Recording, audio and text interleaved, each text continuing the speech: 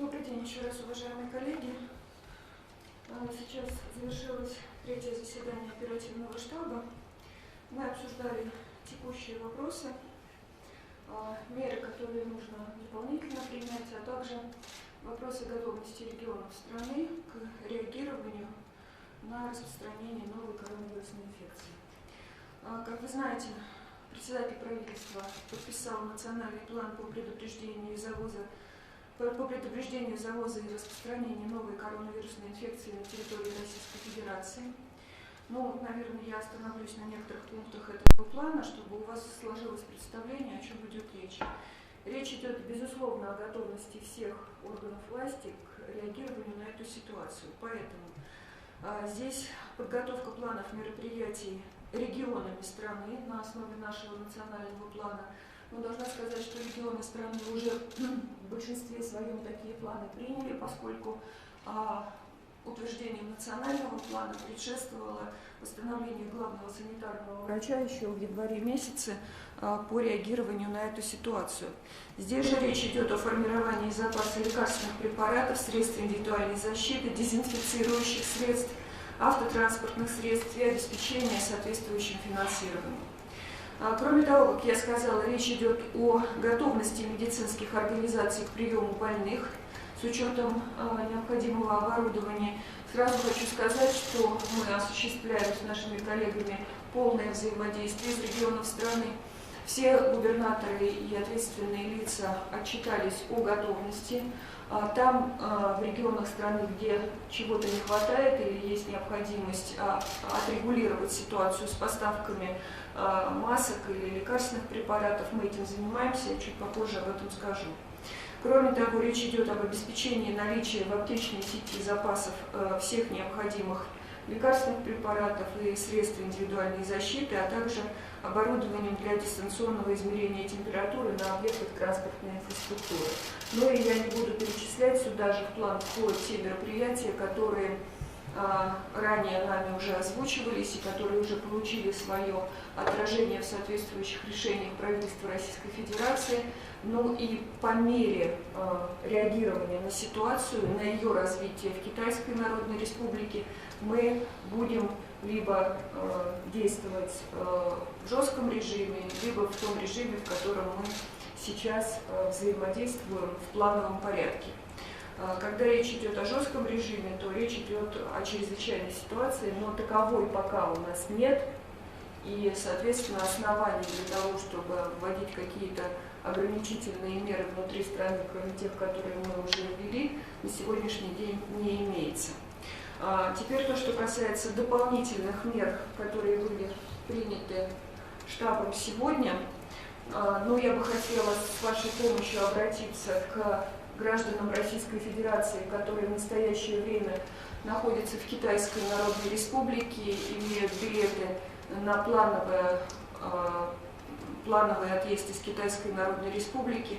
Мы бы хотели еще раз сказать, что регулярные рейсы между Москвой и 4 городами Китайской Народной Республики, они продолжают функционировать, но те чартерные рейсы, которые возвращают наших граждан из Китайской Народной Республики в Российскую Федерацию, мы бы хотели остановить 14 февраля. И поэтому я обращаюсь к нашим гражданам, которые находятся в Китайской Народной Республике, чтобы они приняли ответственное решение по возвращению в Российскую Федерацию.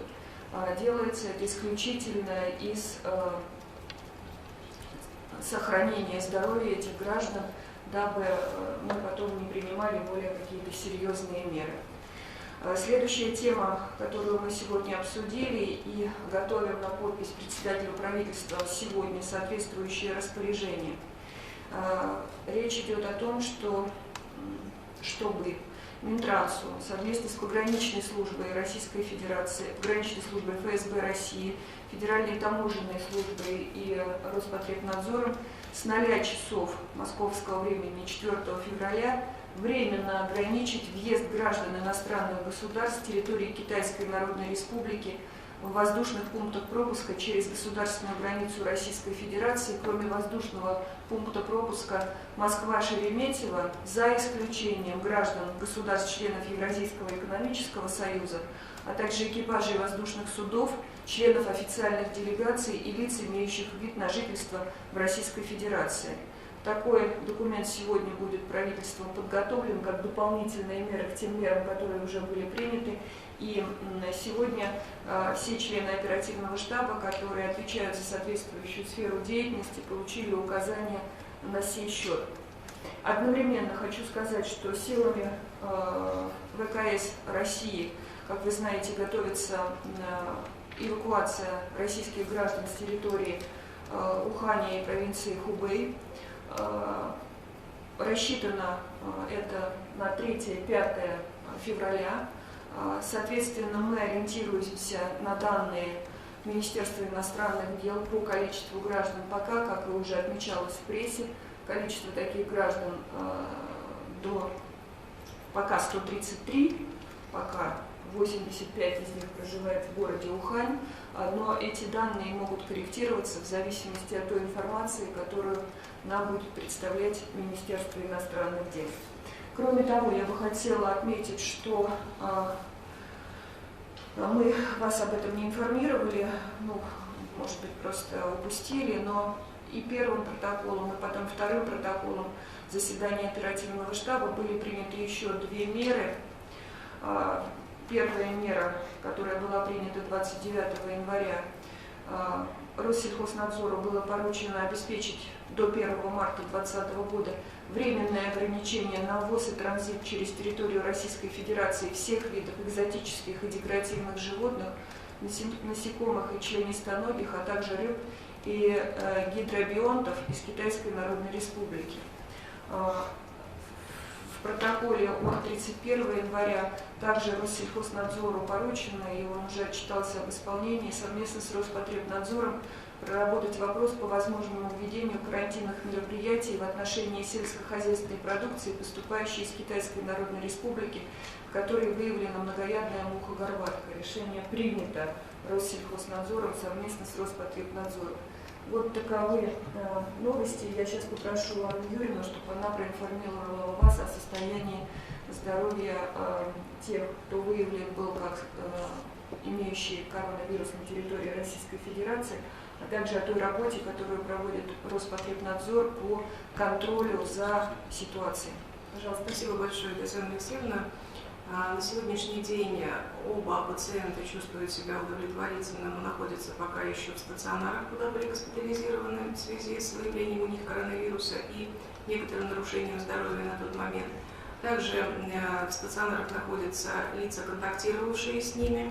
За ними установлено медицинское наблюдение, ухудшение самочувствия и выделение коронавируса у лиц контактных по этим больным. На сегодняшний день нет, все мероприятия продолжаются, ситуация полностью под контролем в этой части. За период с 31 декабря Роспотребнадзором был досмотрен и встречен в соответствии с требованиями 29 651 рейс. Досмотрено с целью выявления эпидзначимых заболеваний 1 627 142 человека. Выявлено 379 человек с нарушением состояния здоровья, которые ранее в течение 14 дней имели в анамнезе пересечения границ, находились в Китае.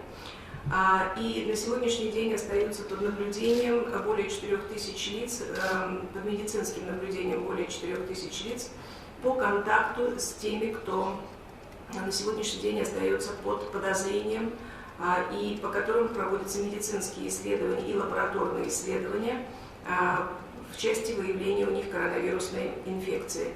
Хочу отметить, что в Шереметьево с целью минимизации рисков организованы вылеты всех бортов в Китай и из Китайской Народной Республики в одном терминале.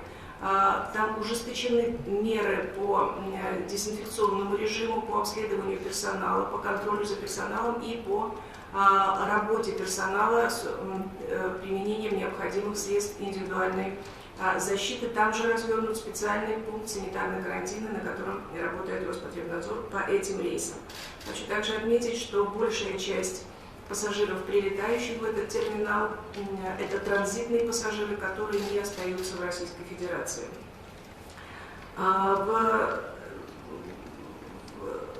Важным аспектом также является издание постановления правительства Российской Федерации, где в перечень заболеваний, которые представляют опасность для окружающих, внесен и новый пункт – это заболевание, вызываемое новым коронавирусом.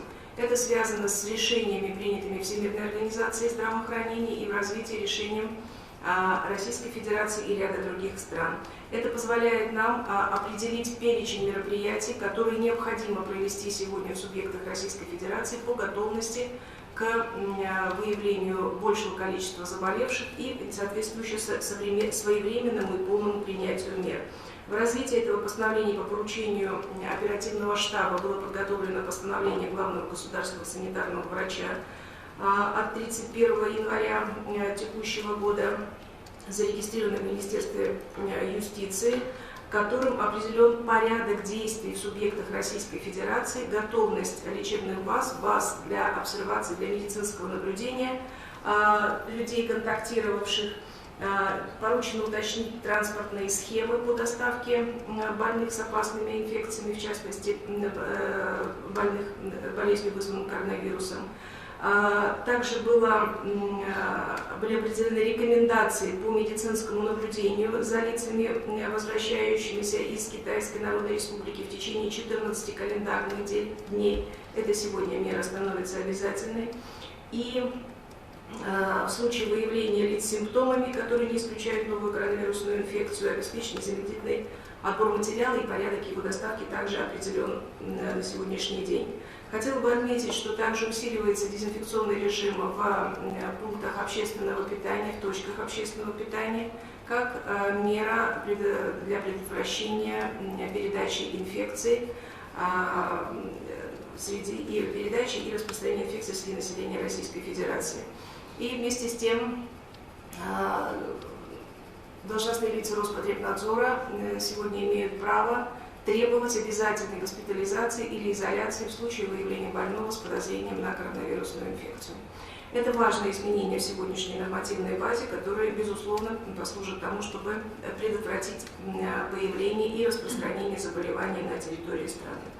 На сегодняшний день в Китайской Народной Республике регистрация заболевших продолжается. Я бы хотела отметить, что несмотря на снижающийся темп прироста, последние 2 дня он держится на уровне 1,19 коэффициент, он был 1,67, потом был 1,5, потом был 1,22, вот на сегодняшний день это 1,19, темп прироста на каждый день.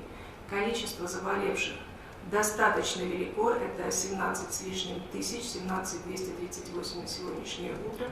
Резервуар инфекции достаточно большой, и риски для Российской Федерации на сегодняшний день остаются. Поэтому мы предпринимаем все меры абсолютно адекватные для реагирования и предотвращения попадания и распространения вируса на территории нашей страны. Коллеги, пожалуйста, ваши вопросы. Не забывайте представляться, называть свои издания. И будьте добры, задавайте по одному вопросу, чтобы у коллег тоже была возможность. Здравствуйте, Андрей Грибков, агентство «Бонда». Не могли бы пояснить, что значит жесткий режим, что подразумевает и в случае чего он будет изменен? Жесткий режим, вы понимаете, о чем идет речь. Бывает на самом деле 2 типов. Это либо чрезвычайная ситуация, либо карантин, который введен, например, сегодня в городе Ухань. И зависит стадия введения того или иного режима от количества заболевших и распространения по территории Российской Федерации. Сейчас это, как вы знаете, 2 случая. У нас не зафиксированы случаи передачи от человека к человеку пока, поэтому оснований для введения каких-то более жестких мер у нас нет. Здравствуйте, Александр Белев, УГТРК. Можно ли сейчас оценить затраты на диагностику и профилактику коронавируса? Ну, мы, на самом деле, я уже как-то отвечала на этот вопрос. Сейчас все, что было сделано в январе, нами, поскольку это начало года, мы обходимся средствами, которые предусмотрены в смете Роспотребнадзора на сегодняшний день для функционирования федеральных госучреждений, которые находятся в ведении Роспотребнадзора. Будем оценивать ситуацию. У нас нет в этом смысле ограничений, если потребуются какие-то дополнительные финансовые ресурсы. Сейчас мы пока только оцениваем ресурсы, которые связаны с оказанием гуманитарной помощи Китайской Народной Республике.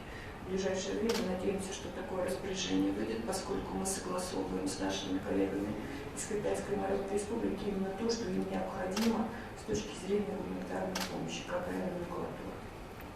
Татьяна Алексеевна, а куда будут депортировать иностранцев с коронавирусом из России? Сейчас мы определяемся по месту. А что будет с теми двумя китайцами, которые вот сейчас лечатся? Ничего, они находятся под карантином, А потом только вылечатся. Они, по-моему, там один из них имеет вид на жительство в Российской Федерации, он, наверное, будет проживать в Российской Федерации. Если захочет вернуться в Китай, вернется в Китай. Спасибо. Татьяна Алексеевна, Первый канал. Скажите, пожалуйста, на каком этапе сейчас находится развитие вакцины от коронавируса? Я хочу сказать, что наши специалисты работают в этом направлении. Китайская сторона нам не представила возможность воспользоваться ее данными в части вакцины и в части штамма. Поэтому мы из доступных нам источников, из того, что сегодня имеется в нашем распоряжении, этой работой занимаемся. Коллеги, давайте два последних вопроса. Агентство Рейтер, Дарья Красовская, возможно ли все-таки введение полного запрета на авиасообщение с Китаем и в таком случае? И ВТБ в пятницу говорил о том, что они ограничили командировки своих сотрудников в Китае. Есть ли такие рекомендации или запреты для чиновников? У нас нет запрета. Я даже сейчас, когда вам озвучивала тот проект распоряжения, который мы надеемся принять, за исключением членов официальных делегаций, лиц, имеющих там вид на жительство и так далее, пока мы такие ограничения не вводим. Что касается Аэрофлота и запрета рейсов, пока мы не видим оснований для закрытия авиасообщения с Китайской Народной Республикой полного. Анна Юрьевна сейчас вам рассказала, какие меры принимаются Роспотребнадзором, такие же меры принимаются и службами аэропорта Шереметьево. Мы считаем, что пока ситуация у нас под контролем. Добрый день, российская газета «Не видно Ирина». Я просила бы уточнить, что с поставками сельхозпродукции из Китая. Прозвучало, что вроде бы живность запрещена, но с мест Совкор сообщают, что опустили прилавки, что нет овощей, которые в основном на Дальнем Востоке. Может быть, прорабатываются какие-то дополнительные меры, чтобы там реально китайская продукция зеленая поставлялась, и сейчас вот возникает дефицит. Я озвучила сейчас те меры, которые принял штаб.